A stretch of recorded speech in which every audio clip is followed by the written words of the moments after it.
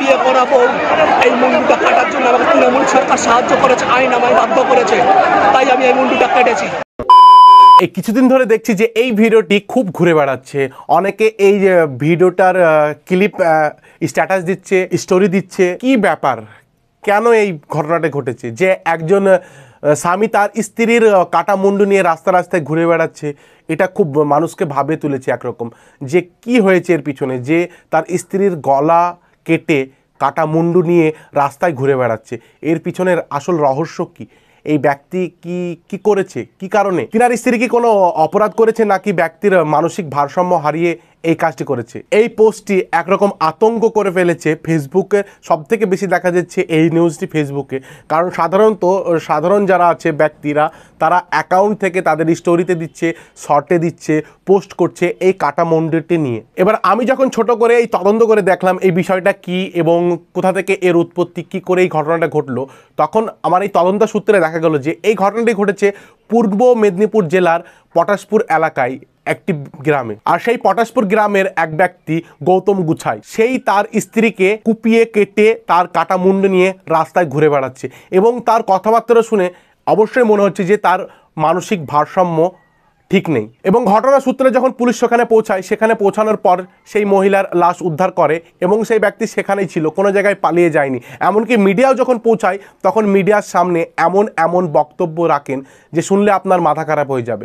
তিনি মমতাকে উদ্দেশ্য করে নানান বক্তব্য রাখছেন যে তোমার পায়ে বল, আমার পায়ে কাটা মুন্ডু, তুমি সাবধান হয়ে যাও মমতা, না হলে তোমার এই কাটা মুন্ডু গুনতে গুনতে বাকি জীবনটা কেটে যাবে। মমতা বন্দ্যোপাধ্যায়, তোর পায়ে বল, আমার সাথে কাটা মুন্ডু খেলছিস, তুমি মেরে ফেল, নাহলে এত মুন্ডু কাটা কেটে দেবো, কাটা মুন্ডু গুনতে গুনতে তোর বাকি জীবনই কেটে যাবে।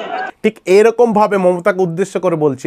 এমনকি বলছে যে এই আমার স্ত্রীর গলা কাটাতে তৃণমূল সরকার, টিএমসি সরকার, মমতা সরকার আমাকে সাহায্য করেছে। এবার মিডিয়া যখন তাকে জিজ্ঞাসা করে যে ভাই আপনি কি জন্য এটা করলেন, কি উদ্দেশ্যে এটা ছিল, যে আপনার স্ত্রীর সঙ্গে কি কোনো অশ্লীলতা হয়েছে বা কোনো স্ত্রী আপনার অবৈধ সম্পর্ক করেছে, না, আশেপাশের মানুষজনকে যখন জিজ্ঞাসা করা হয় এই বিষয়টা নিয়ে, তখন বলে জাস্ট এটা ফ্যামিলিতে এই ছোটোখাটো বিষয় নিয়ে যখন ঝামেলা হয় না, সেই ঝামেলার সূত্রেই তিনি এই কাজটা করেছে। প্রথমত প্রতিটা ফ্যামিলিতে একটি ছোটোখাটো বিষয় নিয়ে ঝামেলা হয়, ঠিক সেই দিনের মতো ওর ফ্যামিলিতেও ঝামেলা হয়েছে এবং ঝামেলা সূত্রে তার স্ত্রীকে শাবলের বাড়ি মেরে অজ্ঞান করে দেয় এবং অজ্ঞান করার পর এই দা দিয়ে, এক ধরনের হয় কাটার দা, সেই দা দিয়ে তার স্ত্রীর গলাটা কেটে মুন্ডুটা নিয়ে রাস্তায় দৌড়ে বেড়াচ্ছে।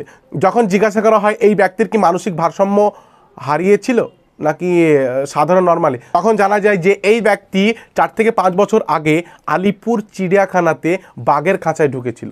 কি কারণে? বলে যে বাঘের খানায় কি বাঘটাকে ছেড়ে দেওয়ার জন্য ঢুকেছিল নাকি খাবার দেওয়ার জন্য ঢুকেছিল, সেটা সে জানা যায়নি। এই তার স্ত্রীর কাটা মুন্ডু বা তার আলিপুর চিড়িয়াখানায় ঢুকে যাওয়া, এই সমস্ত বিষয় দেখে তো সম্পূর্ণভাবে এটা ক্লিয়ার হয়ে যাচ্ছে যে সেই ব্যক্তির মানসিক ভারসাম্য ঠিক নয়। সে বলছে যে আমি স্ত্রীর গলা কেটেছি এবং এর জন্য আমি জেলে যাচ্ছি, তোমরা আমাকে আশীর্বাদ করো এবং জেল থেকে ফিরে এসে আমি যেন ইতিহাস তৈরি করতে পারি। এর মানে কি?